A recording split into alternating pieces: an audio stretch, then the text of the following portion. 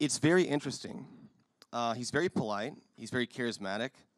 He's a very fast talker. Part of that could be because he's in prison and he only got 15-minute time slots on the phone. So maybe that's part of it. But to be honest with you, he hasn't really changed that much. If you watch a press conference video of him back in 1980, he sounds the same. Yeah. He's, I would say he's intelligent.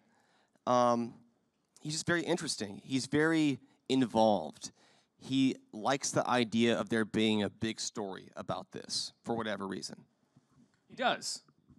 He does. He definitely does. Is that because he thinks that it might be able to exonerate him, or does he just like a big story about him? I think it's both, to be honest with you. I mean, his job. Weird. That's fucked up. Yeah. Well, his job before this was he was a talent scout, and he was recruiting kids to make these boy bands, and that obviously didn't look very good as the alleged Atlanta child murderer. That was one of the leads they had that they thought that's how he was. Right. That rarely goes well for kid. anybody Right. recruiting boys for boy bands.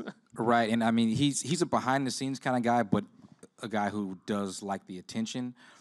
Even when he was, he called a press conference in his living room and wouldn't allow the press to show his face, but half the press conference was actually about this boy band that he was producing, and it was strange at the time, and just like Payne said, like going and looking at all this archive video clips and then hearing him talk, he does seem like he hasn't changed that much about some of his ambitions, about just the way he approaches the case. He's very calculated, smart guy.